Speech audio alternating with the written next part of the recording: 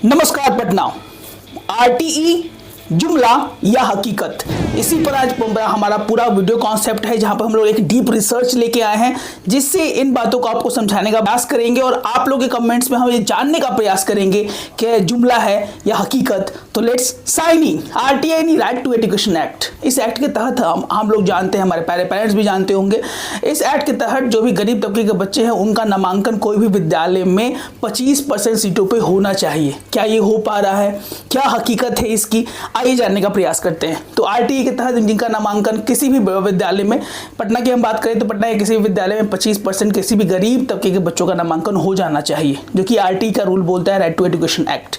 एक की बात की जाए 2016 के सर्वे के अनुसार, अगर हम बात करें तो MHRD ministry of resource and development 2016 की रिपोर्ट के अनुसार सुब्रमण्यम TSR अप्रैल 2016 की हम बात करें तो नेशनल कैपिटल्स की अगर बात की जाए तो नेशनल लेवल पे लगभग 22 लाख पे बात करें तो 21% लगभग 29% सीटों पर ही बच्चों का नामांकन नेशनल लेवल पर हो रहा था आरटीई के तहत।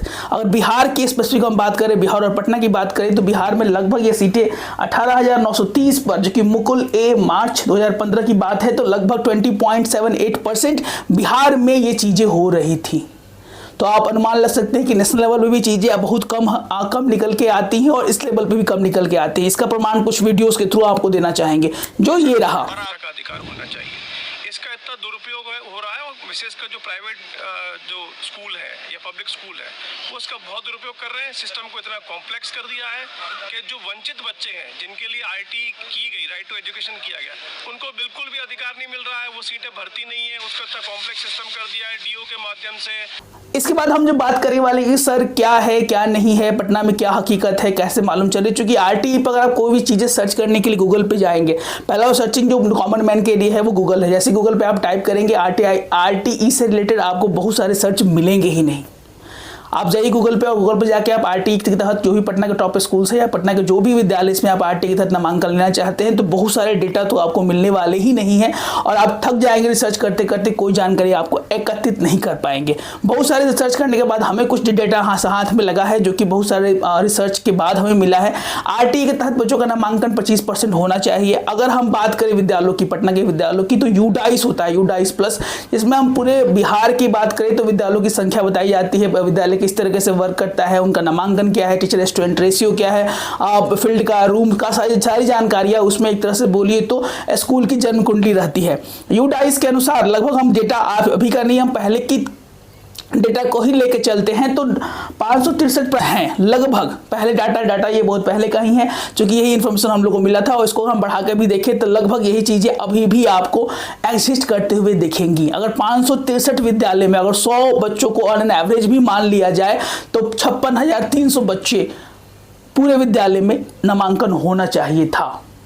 अगर 100 बच्चे भी 563 विद्यालय में पढ़ते हैं तो 56,300 बच्चों को पढ़ना चाहिए था और 56,300 में अगर 25% भी हम निकालते हैं तो 25% का जो निकल के आता है वो लगभग 14,075 बच्चे को नामांकन होना चाहिए था। लेकिन रियलिटी आपके सामने है, 7 सालों में इतने बच्चों का ही नामांकन अभी तक हो पाया है, जो कि हमारे हमारे माननीय लोगों का क्या व्यवहार है, माननीय लोगों का इस पर क्या हमारे प्यारे दर्शक ही बताएंगे और हमें कमेंट बॉक्स में जरूर कमेंट करेंगे कि क्या चीजें निकल के आ रही हैं।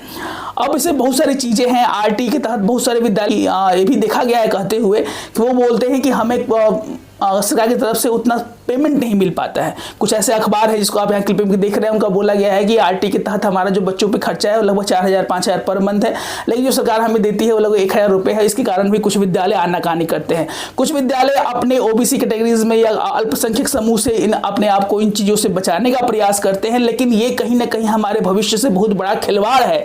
अगर हमारे बच्चे, अगर हमारे गरीब तबके के बच्चे अगर मेन स्ट्रीम्स बच्चों के साथ पढ़ेंगे तो कहीं ना कहीं हमारे देश के सफलता में, हमारे देश के विकास में योगदान करने वाले हैं।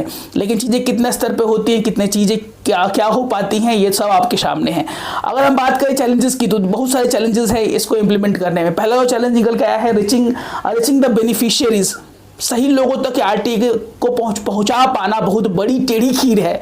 पहले तो आरटीई के बारे में बहुत सारे पेरेंट्स को मालूम ही नहीं है कि आरटीई के तहत फ्री नामांकन या फ्री हमारे बच्चों को पढ़ने की जानकारी दी जाती है। 14 साल तक बच्चों का नामांकन, 14 साल तक बच्चों की पढ़ाई फ्री होती है, लेकिन फ्री कहाँ होती है, ये हवा में ही रह जाती है और पेरेंट्स भी खोजते रह जाते हैं। बहुत सारे पेरेंट्स का कॉल हमें बहुत सारे बिहार के पेरेंट्स से बात करने का सौभाग्य मिलता है और आप लोग का स्नेह और आशीर्वाद है कि हमें ऐसे पेरेंट्स से भी 1-to-1 बात करने का प्रयास ऑफलाइन भी मिलता है, तो उनसे भी हम जानने का प्रयास करते हैं। तो उनका भी लगभग यही सवाल आता है, सर आरटीई के तहत कहाँ नामांकन होता है, कैसा नहीं होता है। उनके लिए भी ये चीजें समझ पाना बहुत मुश्किल हो पाती है। दूसरा जो चैलेंजेस निकल के आया है इसमें हुआ प्रायोरिटी टू द गवर्नमेंट। सरकार की भी उदासीनता उसमें बहुत ज्यादा रहती है। आरटीई के तहत बहुत सारे विद्यालय भी बहुत तरीके से अपने आप को बचाने का प्रयास करते हैं और सरकार भी इन चीजों पे इतना ध्यान नहीं देती है। अगर सरकार को इस चीज को प्रायोरिटाइज किया जाए, इन चीजों पर भी सरकार ध्यान दे, तो बहुत सारे गरीब बच्चों का कल्याण हो जाए और वो भी हमारे मेन स्ट्रीम एजुकेशन में जुड़कर अपने परिवार और समाज का विकास कर सके। दूसरा सबसे बड़ा चैलेंज जो इसमें दिखने के लिए आता है। तीसरा सबसे बड़ा चैलेंज में देखा जाता है lack of planning and working structures. कोई भी प्लानिंग, कोई भी वर्किंग ऐसा अच्छे कल्चर में नहीं किया जाता है जिससे इस चीज़ों को सही तरीके से इम्प्लीमेंट किया जाए। चौथी जो सबसे बड़ी चीज़ इसमें निकल के आती है वो इन्वॉल्वमेंट ऑफ कम्युनिटीज़।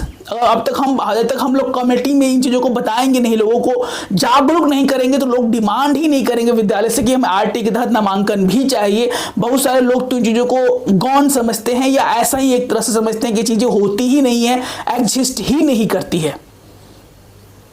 उसके बाद उन चीज निकल के आई है, इट इज कॉल्ड स्कूल की मैपिंग बहुत जरूरी है। कौन से विद्यालय क्या आरटीई के तहत नामांकन ले रहे हैं या नहीं ले रहे हैं, इसके लिए यूडाइस कोड पे एफिलिएशन होना बहुत ज़्यादा जरूरी है।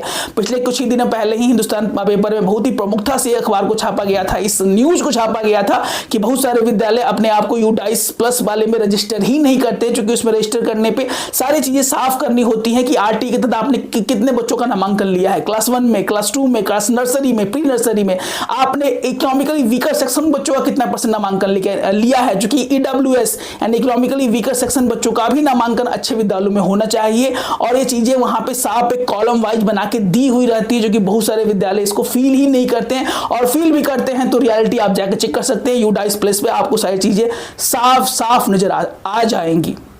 उसके बाद जो है school mapping, lack of mechanism for the addressing this type of problem.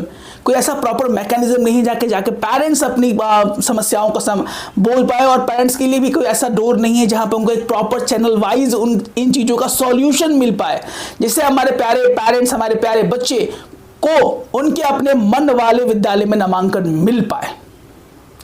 RTE जुमला है या हकीकत, इसके लिए तो आप ही काफ़ी हैं, और इसका जवाब आप जरूर दें। इस वीडियो को ज़्यादा से ज़्यादा शेयर करने का प्रयास करें।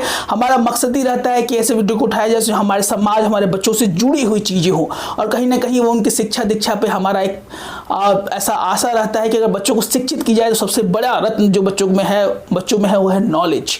तो नॉलेज हमारी शिक्षा से आती है, और शिक्षा का ये इस तरह का रूपांतरण आजकल देखने के लिए मिल रहा है जो कहीं ना कहीं पेरेंट्स को निराश करता है, हताश करता है, और हमारा ये प्रण रहता है कि हम ऐसे मुद्दों को लेके आए, ऐसी चीज़ों को बहुत ही बारीकी से एनालाइज करें, जैसे कुछ हद तक कुछ पेरेंट्स को भी अगर सुविधा मिल जाती है, कुछ बच्चों का भी नामांकन अगर हमारे इस वीडियो के माध्यम से हो जाता है, तो हमसे हमारे लिए बहुत बड़ी चीज़ होगी। अगर आप पहली बार हमारे चैनल को यूट्यूब पर देख रहे हैं तो प्लीज़ लाइक से सब्सक्राइब, नोटिफिकेशन बेल एंड घंटी को बजाना नहीं भूलिएगा, और ऐसे ही वीडियोस हमारे बैक टू बैक आते रहेंगे for mission admission in Patna Bihar, क्योंकि पढ़ेंगे बच्चे तभी तो बढ़ेंगे बच्चे। जय हिंद, जय भारत।